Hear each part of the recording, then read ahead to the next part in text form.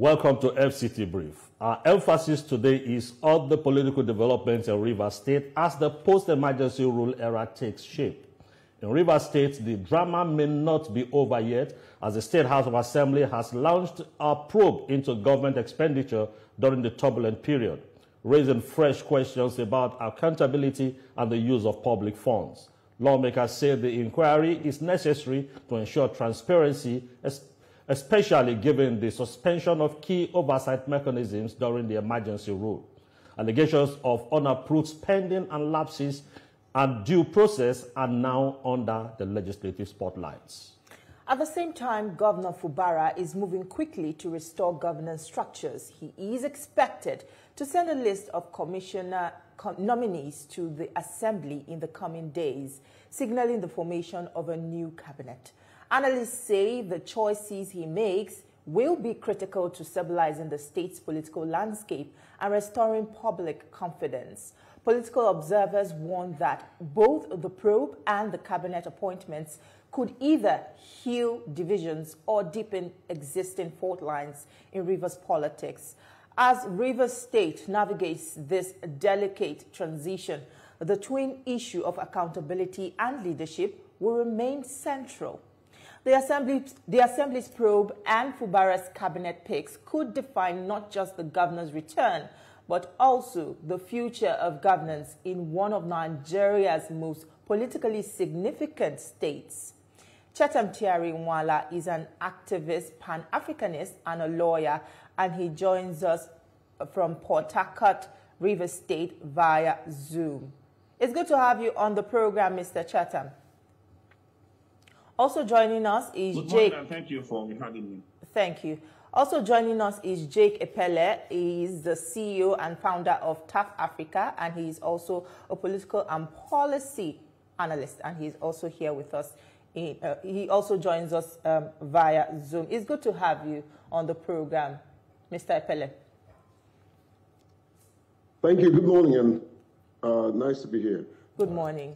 Well, Chatham, I would like to begin with you. The Rivers State House of Assembly wants Governor Fubara to probe what transpired during the emergency rule time, and especially, allocations being made, how they were being funded, because the belief is that there was no form of development during that time of the emergency rule, and yet allocations were released. Would you say that this is perhaps the lawmakers attempting to open old wounds or demanding for accountability and transparency on the part of the sole administrator? Good morning, and thank you once again. It's important to note that the last 6 months have been somewhat terrible for our state and a sad one for the state, as it were. And we had a sole administrator coming and administer the state for 6 months. And within the 6 months, recall that the sole administrator suspended every ongoing project. All ongoing projects within Rivers State, the sole administrator suspended it. And there was basically nothing happening in Rivers State for the last 6 months.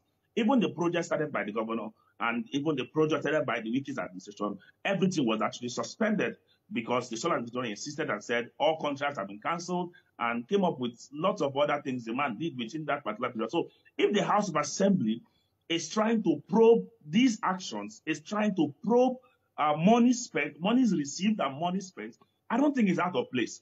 I think it's very important because one of the most important things is accountability. And that's one problem we have in this country. People are no longer held accountable for their actions. People are allowed to do things and they get away with the things they do. So if the House of Assembly has woken up and they are saying that we want you to be accountable, we want you to give account of the 6 months, how much you received and how much you spent, it's not out of place. It's the way to go. However, we must also make sure that this is not being done out of malice and out of witch hunt, because it could also be that there are other reasons behind this whole investigation. So they must also be careful that what they are doing is in the best interest of Rivers State. That's what is important, and that should be the focus at this point, because Rivers State has gone through a lot. We need healing. We need to make progress. And in making that particular progress, it simply means that every party involved in moving our state forward has to be careful with the things they do to make sure that we don't return to where we are coming from, because it's going to be disastrous if we return back to it again. So all these things, we have to be careful in dealing with it. Let me tell you, the Solar Administrator did a lot of things that were illegal and unknown to our laws within the time he held sway, including the last-minute swearing in of the head of civil service that we saw happen in Rivers State at midnight, something that is unheard of. And you ask, what exactly are the interests this man was trying to protect? What interest? Is it the interest of the president? Is it his personal interest, or the interest of the FCT minister? Because from the things we saw play out in the Rivers State within the last 6 months, I can tell you for free that it's been terrible. It's unheard of. Even in the military administration, we have never had it this bad. Because the level of mismanagement we saw was really terrible. All right, Mr. Ekpele, let me come to you with this, staying on this probe. Even before the emergency was lifted, some Rivers people were saying that that the administration of this of the emergency should be probed. Now, would you say that it should be left with the House of Assembly to carry out? Do they have the capacity? Or should, as some people have said, that the EFCC should go into the books in Rivers State and look into the books? So I need your thoughts on this. Well, you know, if you remember, both on your channel and several channels, I'm one of the persons that have called for a post-administrator's administration to be probed. We need to know what he did with our finances. We need to ensure there was no reckless spending. We need to ensure that the hard-earned resources of Rivers people are accounted for. And so if the State Assembly is calling for a probe, that's part of accountability. If he doesn't have anything to hide, that shouldn't bother him. That's part of accountability, you know. In terms of how this can be done, well, there are government procedures. There are government ways of doing things. But I think there has to be a holistic probe mechanism. I expect both the executive arm and the legislative arm and even the judiciary to join together and establish some sort of a probe committee or a probe panel. That's the right word. You know, while they are doing that, it doesn't stop EFCC from stepping in, because if funds have been siphoned, the earlier we step in to ensure that it's not mismanaged or sent out of the country or anything, the better. So I think we need to activate every arm of the law, the EFCC, the judicial inquiry or panel comprising of the judiciary, legislative arm, and the executive arm. However, I think what the State Assembly is doing is actually in the right direction, because they are the lawmakers, and so if they feel that the laws of the state has been violated one way or the other, it's in their place to call for that. You know, so I'm fully in support of the call for probe, because there were too many All right, Mr. Ekpele. too many appropriation. Well, gentlemen, you know, and I joined my brother who did say that. You know, what did he do with the money? Now, Mr. Ekpele, I would still like to stay with you with this question. Now, Governor Fubara himself has said that he felt better outside the office and he doesn't look forward to returning. And yesterday we saw that despite the huge crowd waiting to receive him at the government house, you know, all the celebration and all of that, he failed to show up. What message does that absence send at this very decisive moment? Well, I don't know. You are a journalist. You probably have your facts and a proof that he wasn't in the government house and everybody was looking for him. There's a possibility that I don't speak for him and I don't intend to, but it's possible he was in government house. It's also possible he wasn't. You know, I don't have facts to prove that he was not there or he was there. If he was not there and that was a deliberate action, that is not good. With the kind of huge crowd we saw, people who came to receive him, if he didn't show up, that's not too good. But if he didn't show up, there's a possibility he has a reason. And his reasons may be cogent. Nobody knows, you know. But maybe after this interview, I'll make some calls. I'll call some of his aides that I have access to and find out really what happened. But no one is sure. Politicians will remain politicians. No one is sure whether he showed up and decide to be very quiet about his showing up, which is his usual character.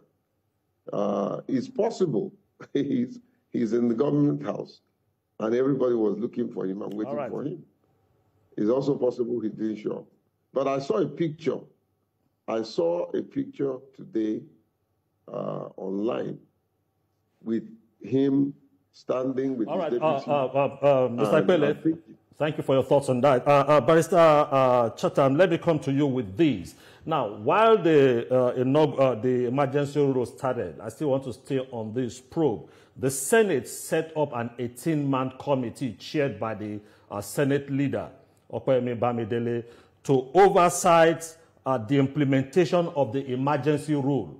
The House of Reps also set up a 21-man committee chaired by the House leader, Julius Nwabari, and to also make sure that they oversight the emergency rule. And if it is being alleged that allocations for 6 months, internally generated revenue for 6 months, it's been questioned, and that there was no project carried out, does that mean an indictment on the oversight by the National Assembly, who had the responsibility to oversight the emergency rule? Barrister Chatham. I agree with you completely. I think it's an indictment, and because one thing you must realize, the president declared a state of emergency, appointed a sole administrator. The National Assembly joined the president to confirm the state of emergency, and the state of emergency held for the last 6 months. So it would be out of place for people who brought the state of emergency into Rivers State to now probe themselves again in that light. Then you ask yourself, what are the caliber of persons you have at the National Assembly today? You have men who actually have questionable character leading us at the National Assembly, who cannot actually do review, who are only after their pockets. These are some of the kind of persons you have at the National Assembly. So we had a committee that was supposed to do an oversight. You ask yourself, how many oversight did they do? How many times did they actually check what was happening in Rivers State and what this man was exactly doing? It would tell you that these guys were not just interested in what was happening in Rivers State. They were only interested in the resources of Rivers State. See, I have worked at the National Assembly. I know how the National Assembly functions. And I can tell you for free that these people did not do one oversight. These people did not do one oversight. And every meeting you see they call, invite the sole administrator to come and explain it, come and explain that. It's just jamboree, complete jamboree, and a means for them to also collect their own share of the national cake. It is a normal thing they do. It is exactly the normal thing they do. That's why this man went on a frolic of his own and did all the things he did without anybody calling him to order to say this action you did was wrong, you have to revert. All right, how many issues did the National Assembly treat that had to do with the Rivers State, apart from passing of the budget? How many of the issues did one carry that they actually looked into, even when we sent out petitions?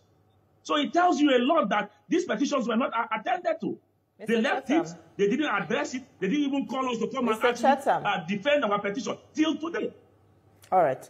Thank you. I have your attention now. Well, I would like to still throw this issue of Governor Fubara not resuming at the State House yesterday. And I would also like to coin the question this way. Who is constitutionally empowered to present the handover notes to the governor while he resumes? Is it the sole administrator, or is it President Tinubu himself who enforced this emergency rule? The Constitution was really silent about that particular the issue of handover. It's not a ceremony, and when you look at it, the governor did not hand over to the sole administrator. It was forced out of office by Mr. President, and some of us still challenged that particular process and said Mr. President was wrong to have suspended an elected governor in the states, because we believe he does not have powers to suspend an elected governor, because he was also elected. So we are not expecting them to carry out any ceremony of handing over to the sole administrator. He never handed over to the sole administrator. Neither will the sole administrator be handing over to him, or the president be handing over to him. What has happened is a clear-cut illegality that has happened in our country, and that we have consistently condemned and we have actually stood against. So we don't expect anybody to come and start doing a ceremony to hand over from one person to the one. It wasn't a democratically, it wasn't an election that was conducted where the outgoing governor will hand over to the incoming and all that. It was just the illegality of Mr. President, the state capture of Mr. President that we saw happened in Rivers State, and which he has concluded. So if we are now saying that the governor should officially, or the president should officially hand over the structure he has captured in Rivers State to the governor, then that will be their own political gimmicks. But the truth is this: what has happened in Rivers State is wrong. What has happened in Rivers State should never happen in this country again. Should never happen in this country again, because what we have seen is a state capture, that the president has captured the Rivers State for his 2027 ambition, which we have continuously and will continuously condemn. So the governor will just come back, resume office without that whole ceremony. Some of us have criticized the whole celebration that happened yesterday because we felt that it was unnecessary, because we felt it's a time for Rivers people to be sober and to sit back and review how we have fared in the last 6 months, and ask ourselves what would be the way forward. It is time for us to sit back and look at the way forward and to get healing. The state needs healing. It is very important that we heal, because we have gone through a lot within this period. And it is not, if you come down to Rivers State, I will tell you for free that people are not happy. There is clear-cut hunger in the land. Investors are not coming in because the Nigerian government has labeled Rivers State to be unsafe. So there's a lot of work the governor has to do, and Rivers people have to also see how they can assist him. That's why some of us have the fears that if this governor come in with the way the FCT minister is going, the governor may just be a supervised governor, where the FCT minister will have to teleport him in everything he has to do. And these are some of the fears Rivers people have, and we do not want to return to that particular era again. That's why we are saying, that's why when this whole thing started, we are like, the governor should be allowed to do certain things the way he wants it to be done. All right, Barrister Chatham. Mr. Pele, this is for you. The governor is being alleged to be preparing his cabinet list. From what we saw at the House of Assembly yesterday, they're also expecting the list of new cabinet commissioners. Now, what manner of individuals do you expect that the governor will put in place? Because that was one of the key reasons why he had a rift with his benefactor. And also on one side, the sole administrator came in, he appointed his own SSG, he appointed his own head of service. Now that the governor is coming back, what happens? Is it the sole administrator's team, the SSG and head of service, or the one the governor had before he left? I'd like to help us put this in proper light. Okay, let me start with the last one. Very brilliant questions you guys are asking this morning. The hiring and firing of government officials that work for a sitting governor is at the pleasure of the governor. The governor has that mandate to hire and fire. And therefore, if for any reason, it doesn't matter who employed who swore in who.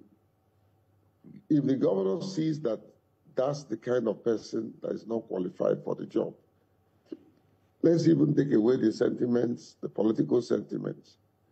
But the job description you know, the person that is on the job, does he have the job description, and does he understand what is expected of him or her?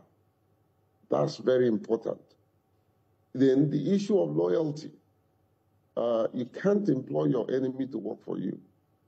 So all the people that he wants to work with must have some measurable loyalty to him as the governor of the state.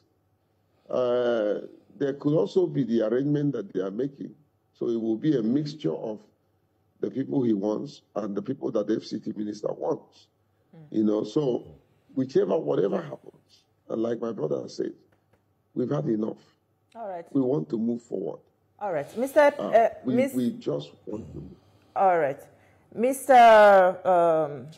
Chatham, now in lifting this emergency rule which the president has done, he reminded governors that only peace guarantees the dividends of democracy. Would you say this was a subtle warning to the governors that if this kind of thing should replicate itself in their respective states, then they should expect this kind of action? It was not a warning. It was a threat to the governors. The president threatened the governors and told them clearly that I have powers to wake up in the morning and actually declare a state of emergency in your state. And that's why some of us had expected the courts to come in. That's why some of us had called on the Supreme Court and said, Supreme Court, what the Supreme Court has done, for some of us, we're not happy about it because we're expecting the Supreme Court by now to have given a decision on this particular matter. The PDP governors went to court on this issue because it's an issue of national importance. We cannot allow this president to continue to think that he controls Nigeria and that we are all his properties. We are not his properties, his property. This is a country that has people, and people have a right to question your actions and ask for accountability. And if Mr. President is threatening governors and telling them that if this happens, this is what I am going to do, then Mr. President should be called to order and to be reminded that there are laws governing this particular nation and that you cannot wake up and declare a state of emergency just the same way you did in Rivers State. You see the silence of everybody over what happened, of most persons, over what happened in Rivers State has emboldened the president, and he feels that this is a right he has under the Constitution to declare a state of emergency. Well, Mr. Chatham, which we have continued to argue to say this is not proper, and that the Supreme Court must step up to give a decision so that this president understands. Thank you so much, Mr. Chatham. And that he's not a dictator. We hear you, Mr. Chatham, and we feel your pulse. But unfortunately, we've run out of time right now. We'll have to hand over this segment. But we must say thank you so much for joining us on FCT Brief today. It's a pleasure speaking with both you gentlemen. Thank you so much. Thank you for having us.